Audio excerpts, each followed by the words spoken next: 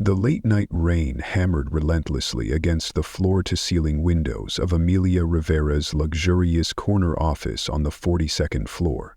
Each drop drummed a somber rhythm against the glass, echoing the tight knot of unease building in her chest.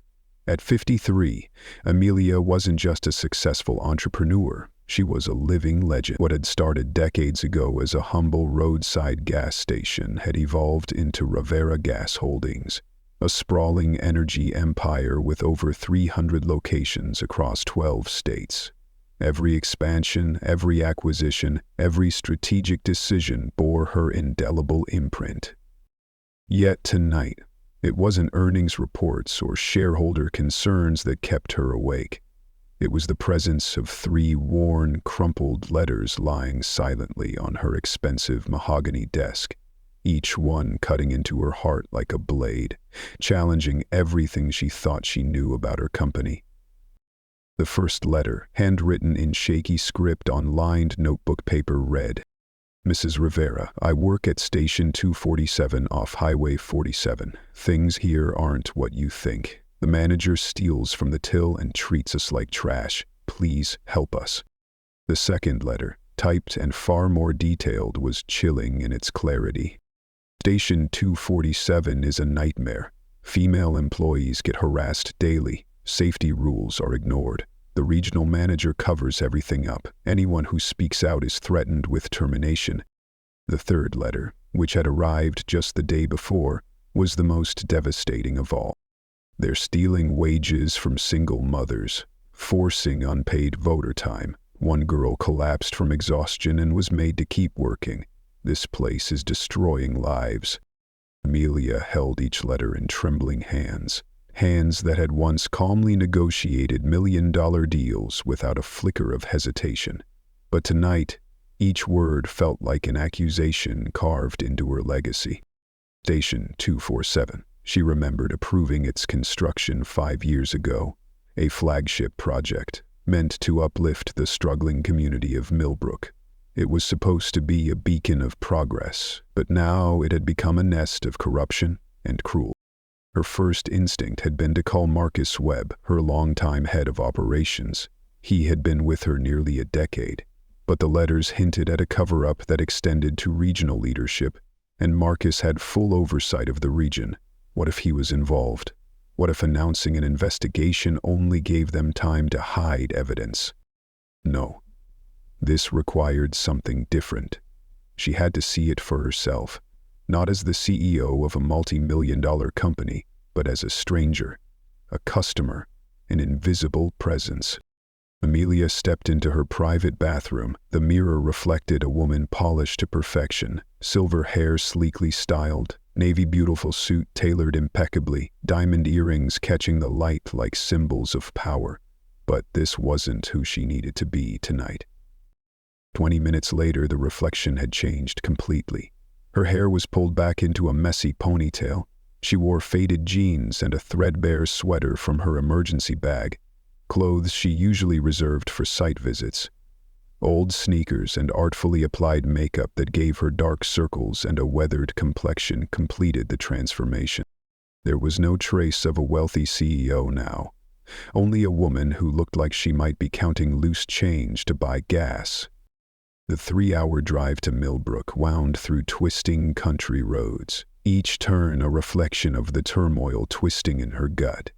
She drove her oldest car, a battered 10-year-old Honda Civic with a dented door and a cracked bumper. Every pothole shook not just the car, but the certainty she once held about her company's values.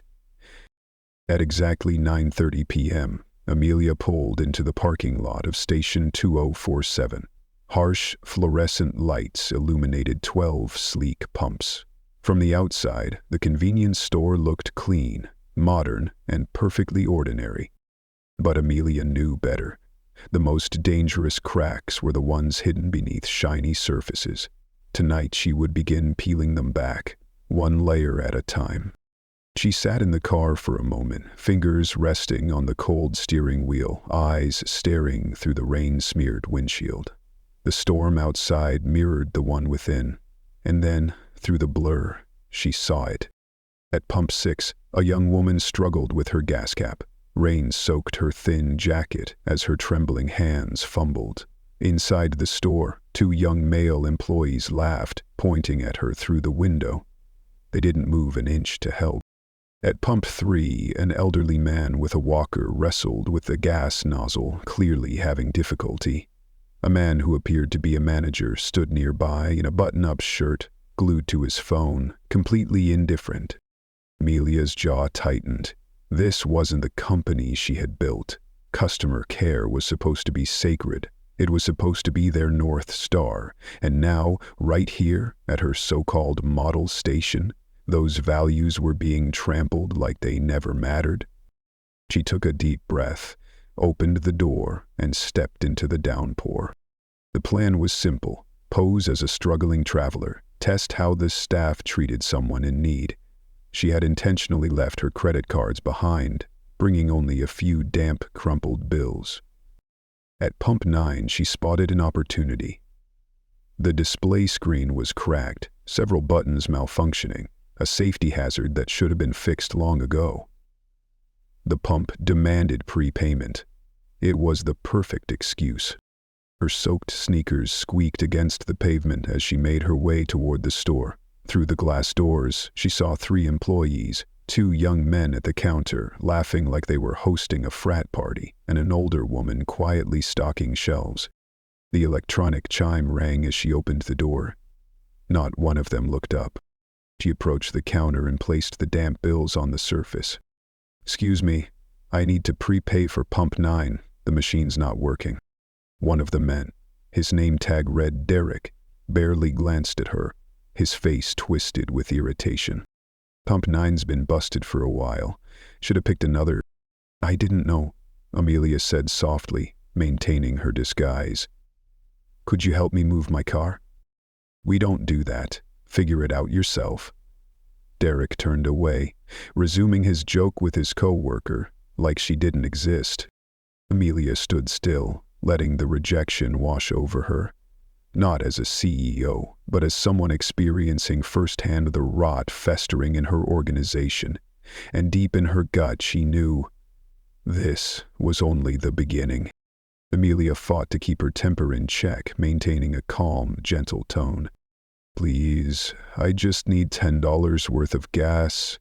I have cash, but the machine won't take it." The other young man, whose name tag read Jake, looked at the money with clear disdain. "This looks like it came out of a washing machine. We don't take ripped-up bills." "But it's still legal tender," Amelia replied, her frustration seeping into every word. "I just need enough to get home to my kids." Jake chuckled. "Not our problem. Try another station." "Oh wait, there isn't another one for 50 miles. Both men burst out laughing, as if her desperation were nothing more than entertainment. Amelia felt her chest tighten. The words in the letters had just come to life before her very eyes, but just as she was about to respond, a new voice cut through the tension. "What's going on here?" A young man in his mid-20s approached the counter. His name tag read Liam, and although he wore the same uniform as Derek and Jake, he looked entirely different. Neat, clean, with a serious expression and a genuine concern in his eyes. "She needs gas, but pump 9's busted and we're not taking her cash," Derek said with a sneer. Liam glanced at Amelia, then down at the worn bills in her hand. "That money looks fine to me," he said firmly, "and we should have helped her with the pump in the first place." He turned to his co-workers, his voice steady and resolute. "This isn't how we treat people." Jake rolled his eyes. "Here we go again. Boy Scout alert. What, are we supposed to baby every customer who can't work a pump?" Liam ignored him and looked back at Amelia kindly. "How much gas do you need, ma'am?" "Just $10, she replied, her voice trembling slightly with emotion. "I've got it," Liam said, pulling a crisp $10.00 bill from his wallet and laying it on the counter. "Let's call it your lucky day." Amelia's eyes widened. "I couldn't possibly let you do that." "It's no problem," Liam said with a warm smile. "We've all been there. It's pouring out, and you've got kids waiting. Let me help." Derek gawked. Dude, are you crazy? You barely make enough as it is. There are more important things than money, Liam replied simply. He handed the receipt to Amelia and walked with her back outside, ignoring Jake's mocking voice behind them. What a waste. She's probably some scammer. The rain had picked up. Liam knelt at pump 9, quickly diagnosing the issue. A loose wire was causing the malfunction. With a few adjustments, he had it working again. You're good now, he said, wiping the rain from his eyes. I'll file a repair ticket first thing tomorrow. Amelia watched him closely, standing there soaked through, making sure the pump worked before walking away.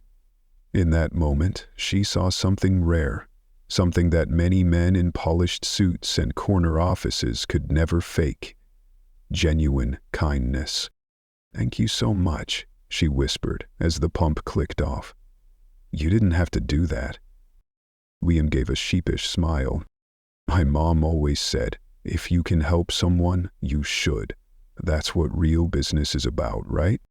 Right, Amelia answered softly, her heart suddenly a little lighter. In that cold, unforgiving storm she had found warmth, in the form of a young man who hadn't forgotten what it meant to be human. She turned to him, sincere curiosity in her voice. Do you like working here? For a fleeting moment, Liam's face darkened, his eyes clouded, like he was brushing up against something deeply personal. I'm grateful to have a job, he said carefully. Not everyone's that lucky. A simple answer, but one that spoke volumes. Before she could ask more, Derek's voice crackled through the store intercom, harsh and loud. Liam, get back in here. We're not paying you to chat all night. Liam's jaw tensed. He forced a polite smile and turned back to Amelia. Drive safe, ma'am, and next time use pump 3 or 7. They're more reliable. Amelia left the station in silence, her mind racing. In less than half an hour she had witnessed everything, from apathy and cruelty to an unexpected glimmer of hope. A young man, quietly standing tall in the middle of a broken system, had embodied everything Rivera Gas Holdings was supposed to be. Liam had no idea he'd just bought gas for the owner of the company. And that woman, hiding behind tired eyes and a faded sweater, wouldn't just repay his kindness. She was going to uncover the truth, no matter what it took. That night, Amelia checked into the modest Millbrook Motor Inn. Faded floral wallpaper, a squeaky bed, and none of the luxuries she was used to. But she didn't need comfort. She needed to disappear, to blend in with the community that had been betrayed in her name. Over the next 3 days, she returned to Station 247 in a variety of disguises. A construction worker, a homemaker, a traveling saleswoman, and with each visit, a darker portrait emerged. Every layer of makeup she removed, every interaction she witnessed fueled a deeper, more righteous fury. Because now, it wasn't just about saving a company, it was about saving the soul of it. One truth at a time. On Tuesday morning, dressed in a paint-stained work uniform, Amelia witnessed the day shift supervisor shouting at a young cashier named Maria for being 2 minutes late. That's 1 hour off your paycheck. Maybe then you'll learn what responsibility means, he barked.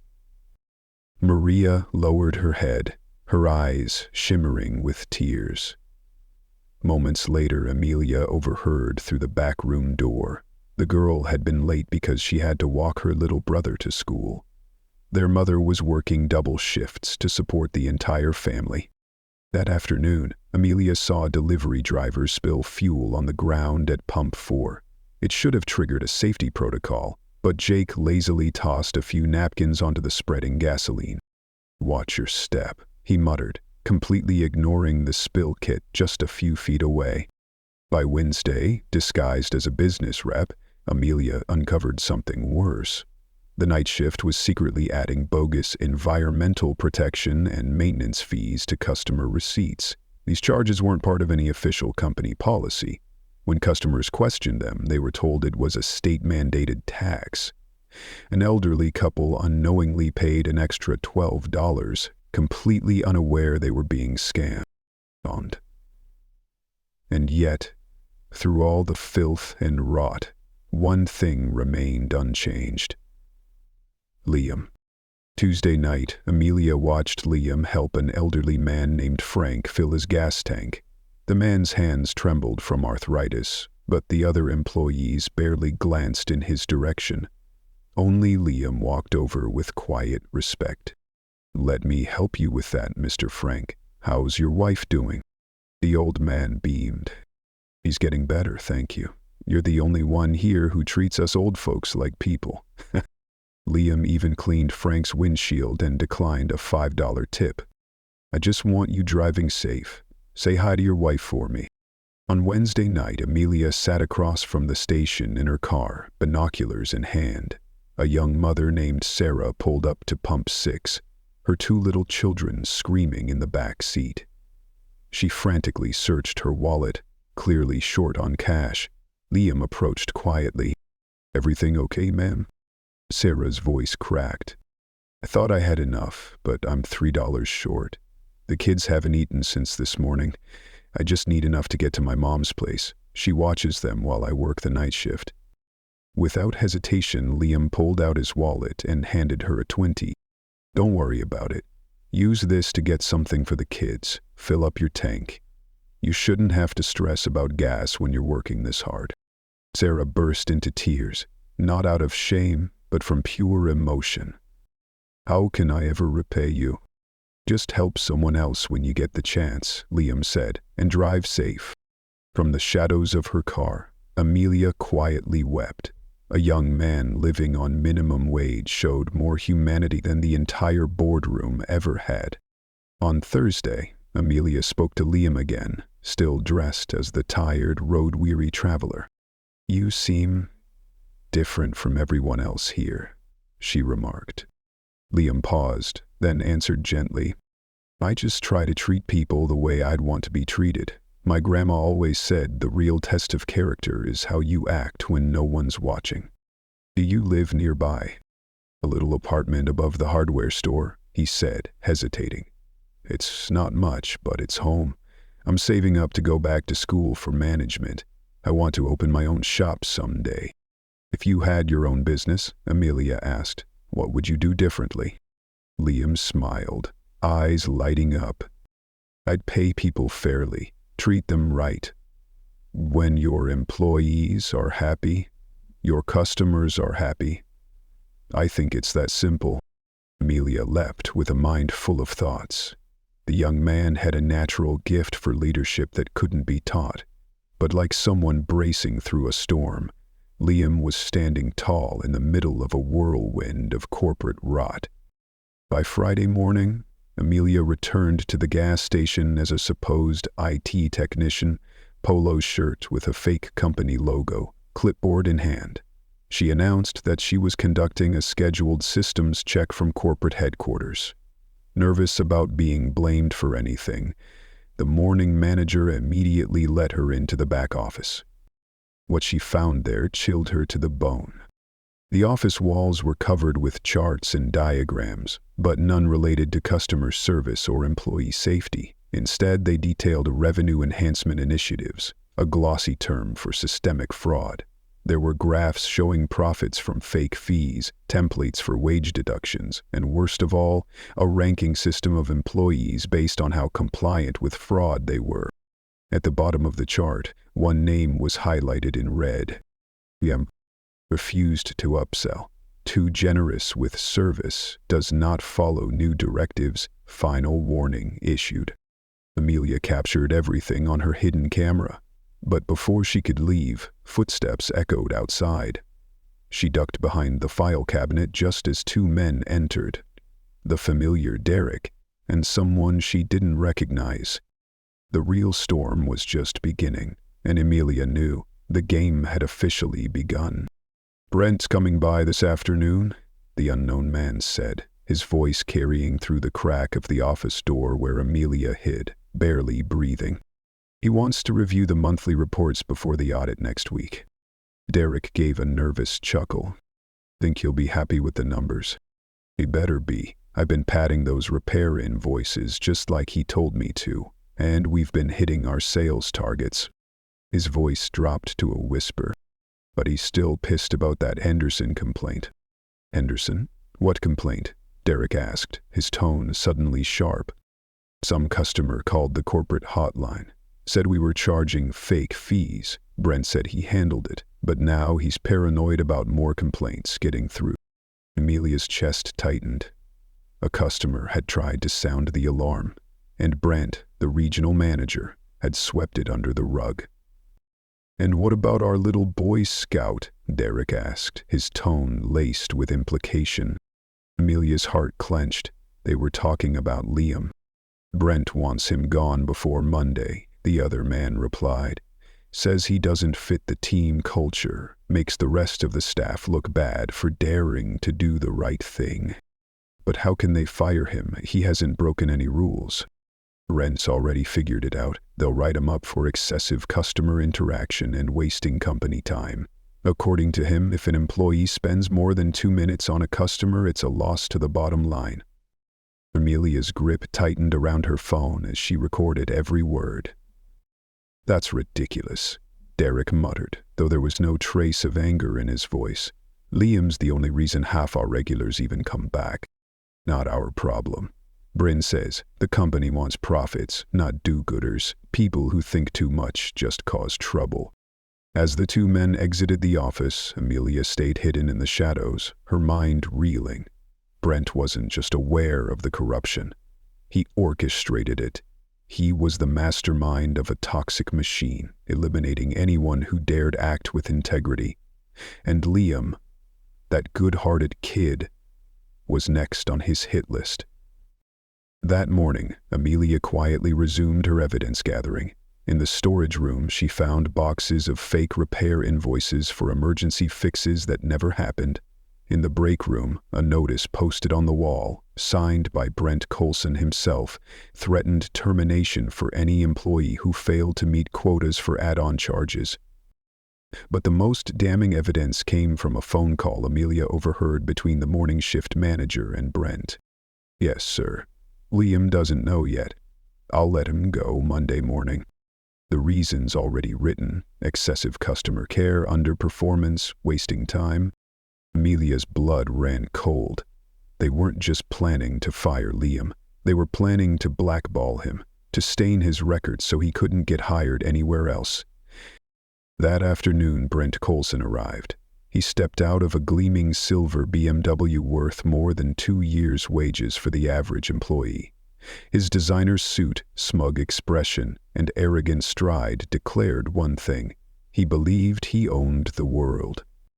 Amelia watched from across the street. Through the storefront window, she saw employees scrambling under Brent's barking commands. When he reached Liam, who was helping an elderly woman unscrew a stubborn gas cap, his face contorted in visible disdain.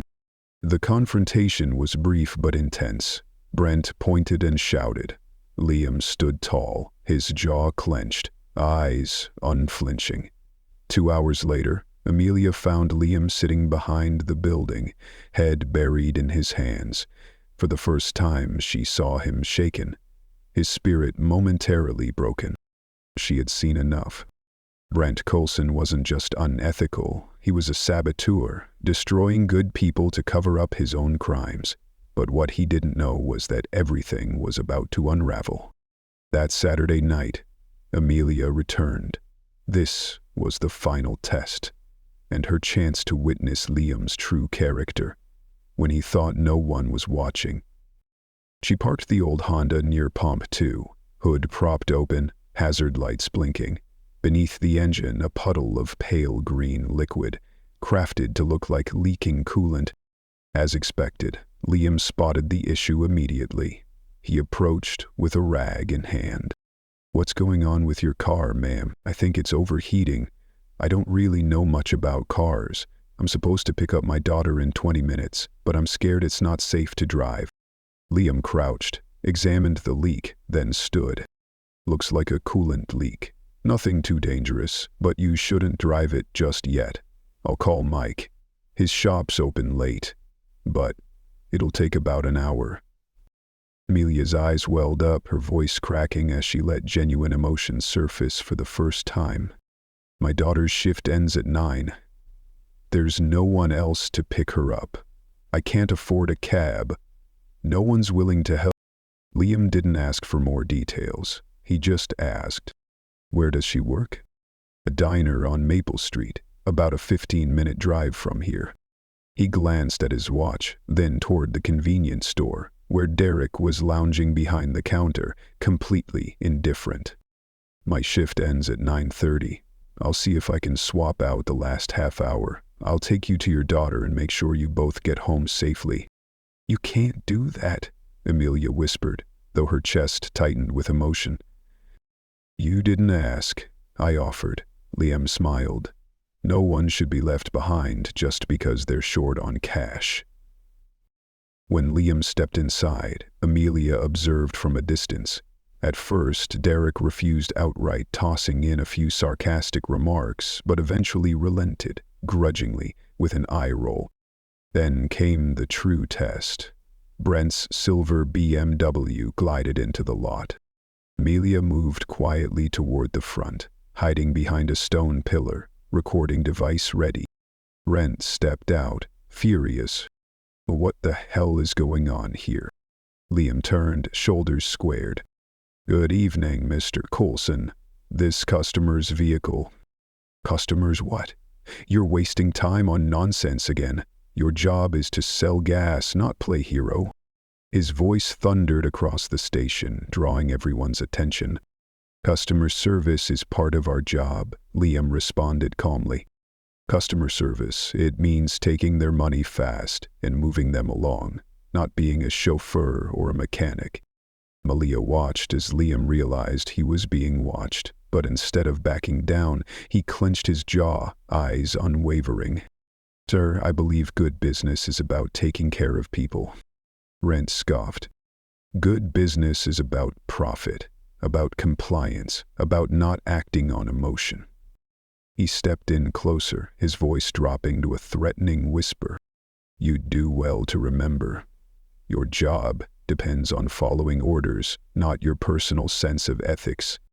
There was a pause before Liam responded, quiet but firm. "Then I guess you and I have two very different definitions of good business." Brent's face flushed red with anger. "Come Monday, clear out your locker. You're fired." "Sir, if I could just No need.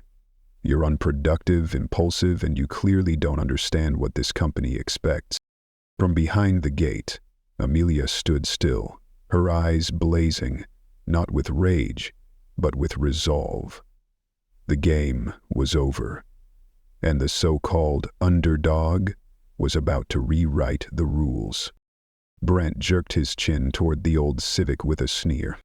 "This little cheap hero act is the final proof that you're not Rivera Gas Holdings material."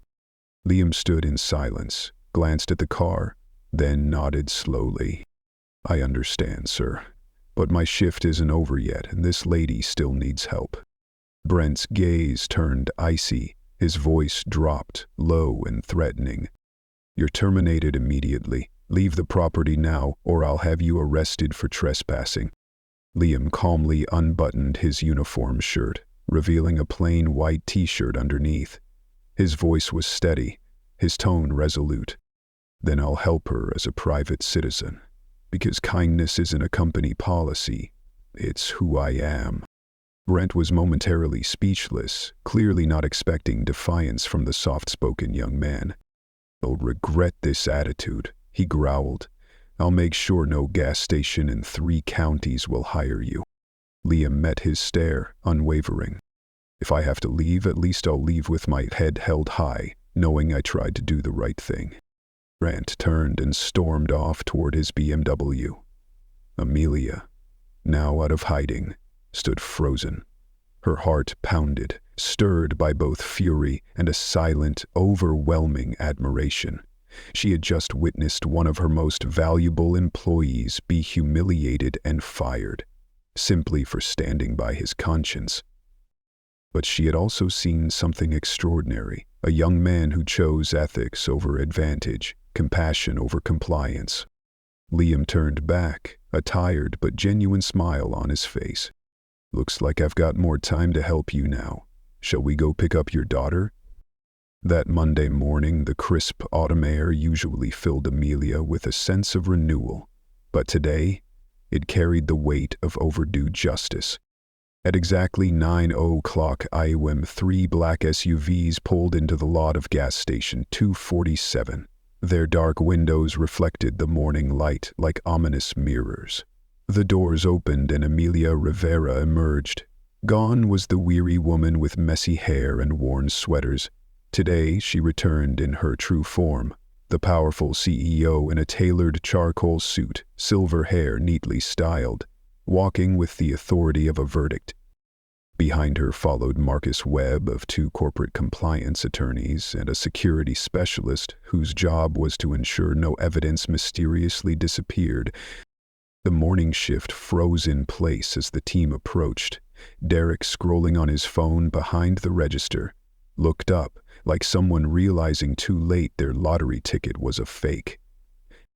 "Good morning," Amelia said clearly as she pushed open the glass door. "I'm Amelia Rivera, chairwoman and CEO of Rivera Gas Holdings. We need to have a conversation." The room turned to ice. Derek dropped his phone.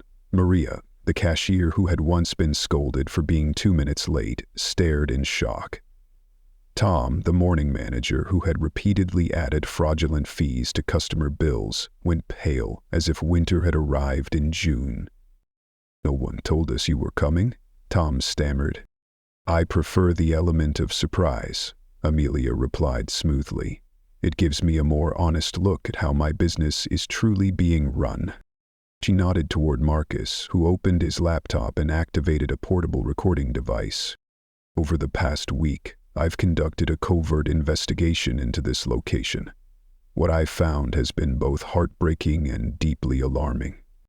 Right on cue, Brent Coulson's silver BMW screeched into the parking lot.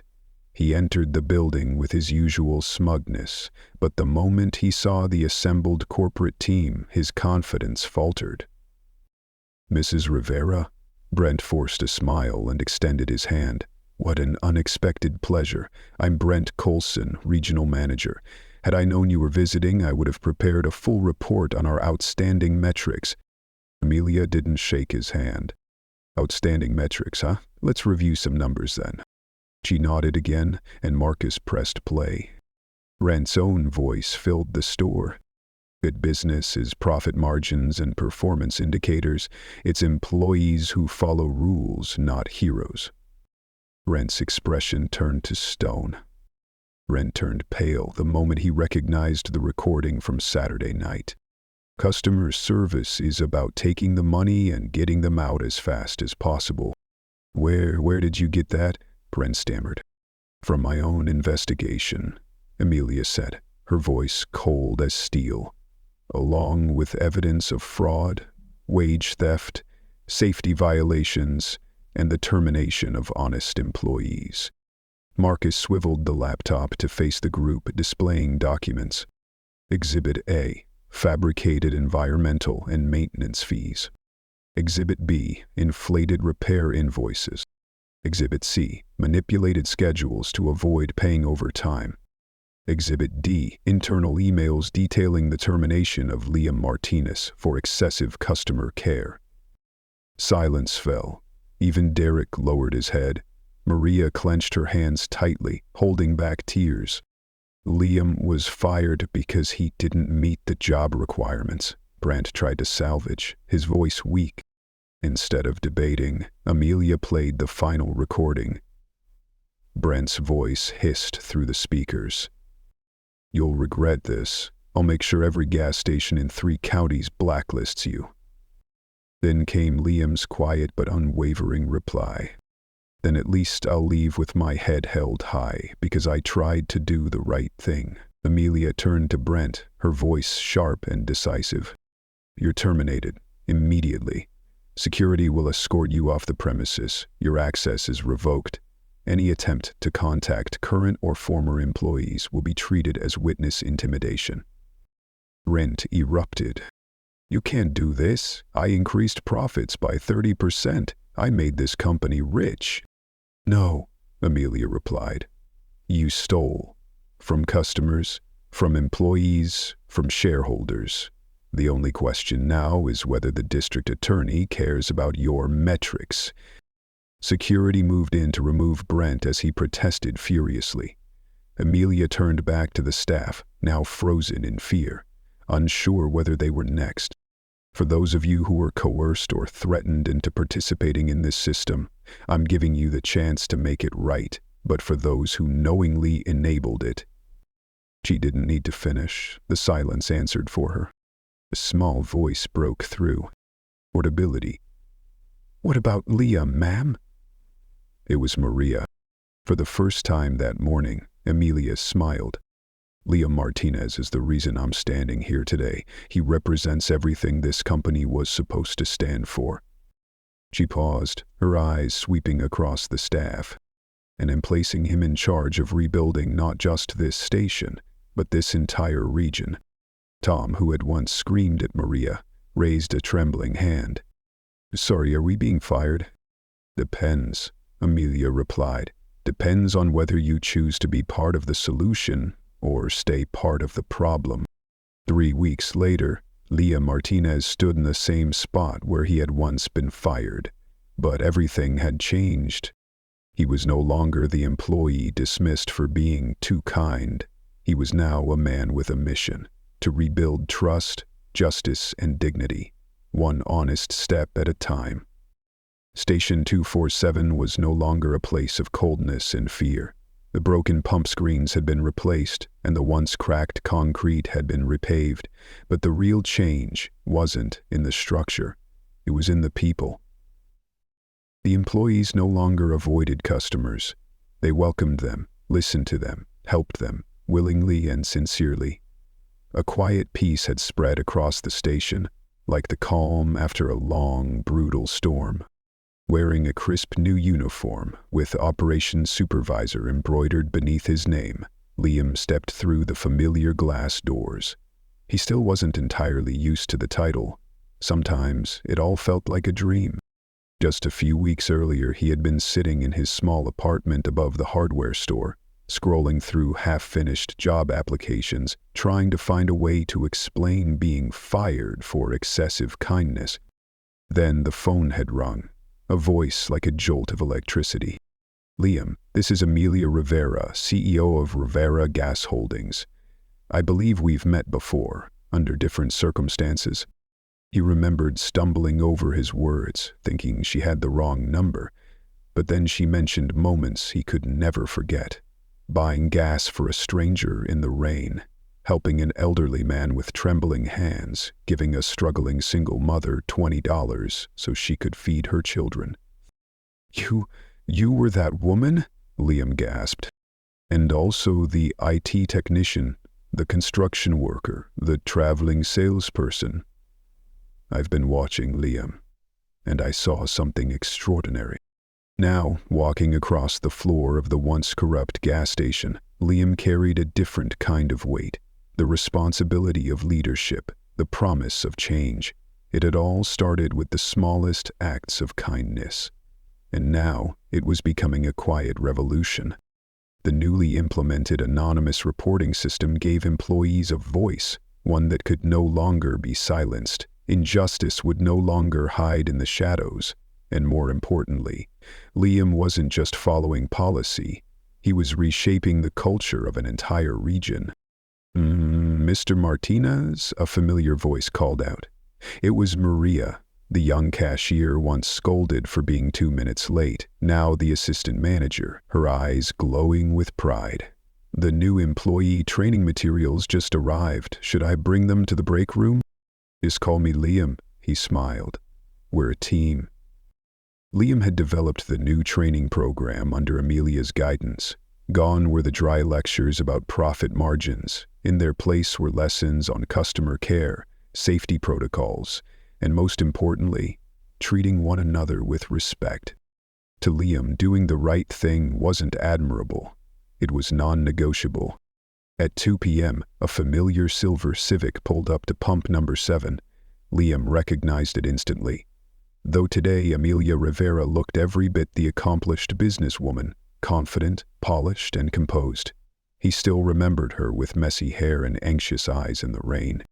He walked over, a warm smile on his face. "Good afternoon, Ms. Rivera. Everything all right?" "Call me Amelia," she replied.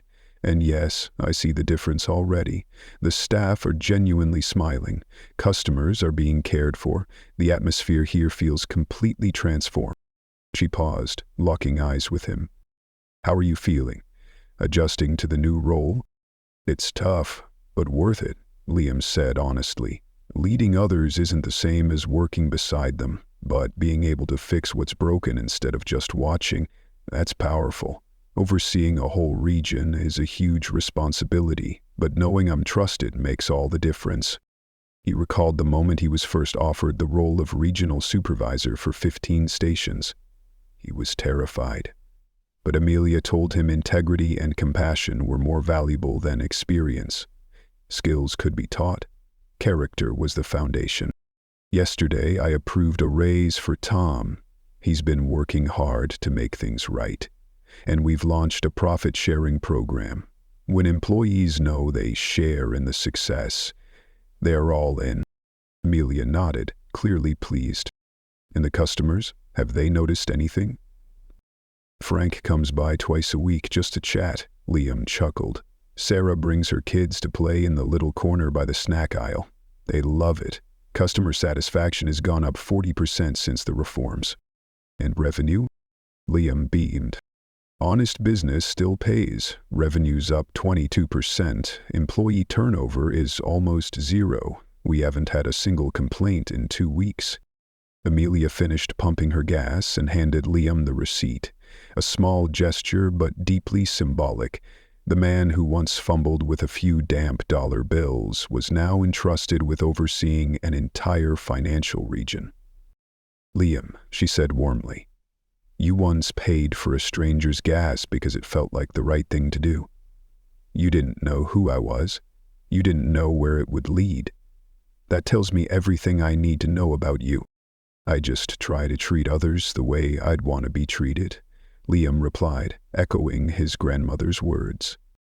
"Exactly," Amelia smiled. "And now you're helping build a culture where every employee and every customer is treated the same way."